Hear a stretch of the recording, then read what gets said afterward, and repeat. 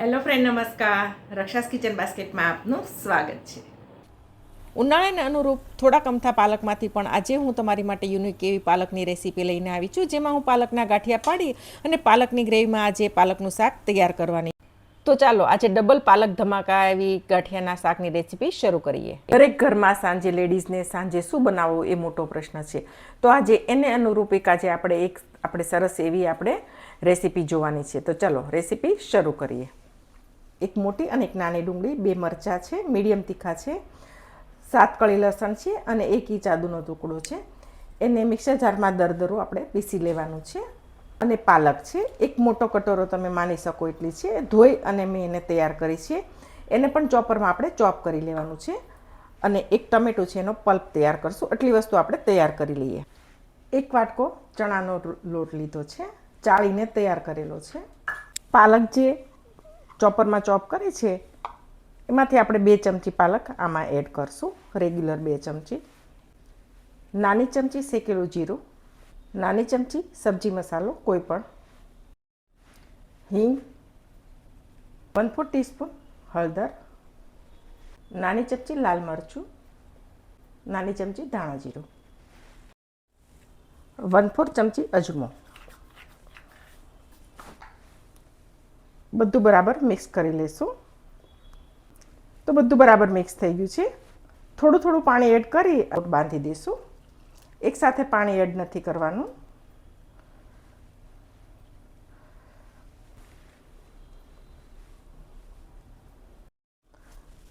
તો લોટ બાંધીને તૈયાર થઈ ગયો છે અને આ રીતનો સોફ્ટ છે. 4 થી 5 ચમચી પાણી જોયું છે. તેલવાળા હાથ કરી લેશું, જેથી હાથમાં ચોટે ઓછો. તો આ રીતે તૈયાર થઈ ગયો છે. તો મેં આ રીતનો સંચો લીધો છે અને જે એમાં ચકરીની જાળી છે એ નાખી છે મેં. એમાં આપણે એને એડ કરી દઈશું. તો આપણે સંચો બંધ કરી દઈશું.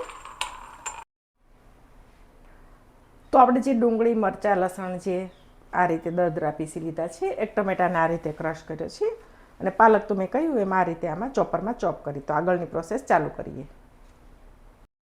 એક પેન મૂકી દીધું છે અને એમાં 2 ચમચી આપણે તેલ એડ કરશું અને તેલને થવા દઈશું. તેલ થઈ ગયું છે, ડુંગળી એડ કરી દઈશું અને મીડિયમ ફ્લેમ ઉપર એને 5 મિનિટ જો આપણે એને સોતરી લેવાનું છે. તો 5 મિનિટ જેવું થયું છે ને ડુંગળી બરાબર સોતરાઈ ગઈ છે. બાકીના મસાલા કરી લઈશું. 1/4 ચમચી હળદર, 1 મોટી ચમચી લાલ મરચું, મોટી ચમચી ધાણા જીરું, થોડી હિંગ, 1/4 ચમચી સબ્જી મસાલો. બધું બરાબર મિક્સ કરી દઈએ. ગેસની ફ્લેમ સાવ ધીમી કરવાની છે, કારણ કે તેલ ઓછું છે એટલે મસાલા દાજવા ના જોઈએ. એમાં આપણે ચોપ કરેલી પાલક એડ કરી દઈશું અને ગ્રેવી પૂરતું મીઠું છે.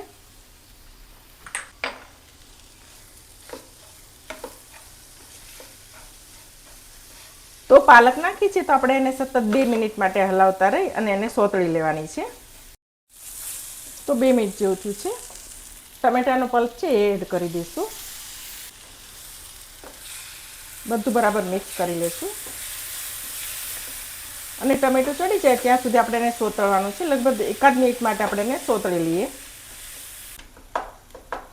તો ટમેટાનો પલ્પ પણ ચડી ગયો છે. હવે આપણે મસાલો છે એ કાઢી લઈશું અને 1 ચમચી જેટલો જ મસાલો આપણે રાખશું. આ રીતે લઈ લીધો છે. આપણે એટલો મસાલો રાખવાનો છે. તો એમાં હું 1 ગ્લાસ જેટલું પાણી એડ કરું છું. ગેસની ફ્લેમ ફૂલ કરશું અને બીજો અડધો ગ્લાસ, 1.5 ગ્લાસ જેટલું પાણી એડ કર્યું છે ને પાણીને ઉકળવા દઈએ. તો આપણો રસો ઉકળવા માંડ્યો છે. હવે આપણે આ રીતે જે સંચામાં નાખ્યું છે એને આ રીતે આપણે કટકા કરી અને આપણે આમાં એડ કરવાના છે. નાના નાના એક જ વખત હલાવી અને તોડીને આમાં એડ કરી દઈશું. આ રીતે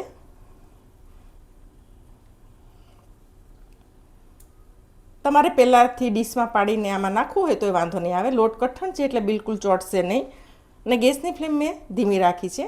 તમે ગાંઠિયાનું શાક પાડતા હોય એ જ રીતે પાડવાનું છે તમારે. પરંતુ સેજ આટો કરી અને તમારે બંધ કરી દેવાનું છે અને પછી કટકો કરી આમાં એડ કરી દેવાનું છે. આ રીતે તમે સેવ ગાંઠિયાનું શાક તો બનાવતા જ હશો. એક વખત આ રીતે પાલકનું શાક બનાવીને ટ્રાય કરજો, બહુ જ સરસ લાગશે. રેસીપી ગમે તો ચોક્કસથી વિડીયો લાઈક તો કરજો, પણ ફેમિલી અને ફ્રેન્ડમાં શેર પણ કરજો. અને તમે આ રેસીપી ક્યાંથી જુઓ છો તે ચોક્કસથી મને કોમેન્ટમાં જણાવજો. હવે આપણે વચ્ચે એક વખત આને હલાવી લેશું. ટેમ્પરેચર ડાઉન થાય તો ગેસની ફ્લેમ સેજ વધારી દેવાની છે.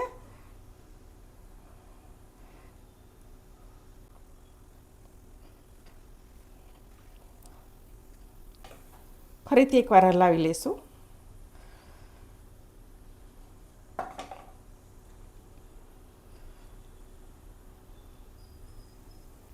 તો લગભગ બધા આપણે આ રીતે પાડી લીધા છે ગાંઠિયા.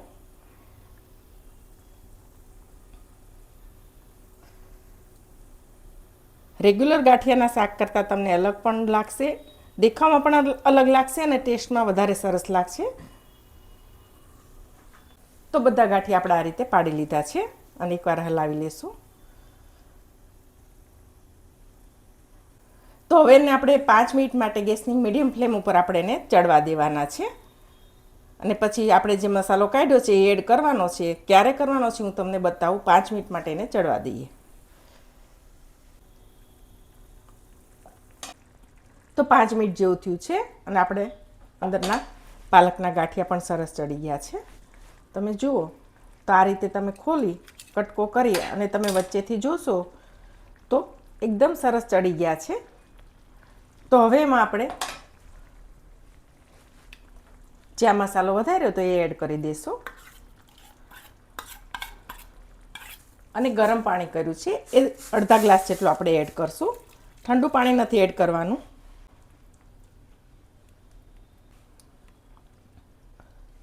આ શાક હજી પડ્યા રહે પછી પણ થોડું ઘાટું થઈ જતું હોય છે, એટલે પહેલેથી થોડો રસો વધારે જ રાખવાનો, ગ્રેવીવાળો. આ સમયે તમારે મીઠું પણ ચાખી લેવાનું છે. તો હજી આપણે 1/4 જેટલું પાણી એડ કરશું અને આપણે હલાવી લઈએ. તો તમે જુઓ તો એકદમ મસાલેદાર ગ્રેવી સાથે આ શાક તૈયાર થાય છે. પાણી નાખ્યું છે તો એને ગેસની ધીમી ફ્લેમ ઉપર આપણે એને 2 મિનિટ માટે ખુલ્લું જ થવા દેશું. મિનિટ જેવું થઈ ગયું છે અને આપણું શાક બનીને તૈયાર થઈ ગયું છે. તમે જુઓ અને હજી થોડું રસો એકદમ ઘાટો થઈ જશે.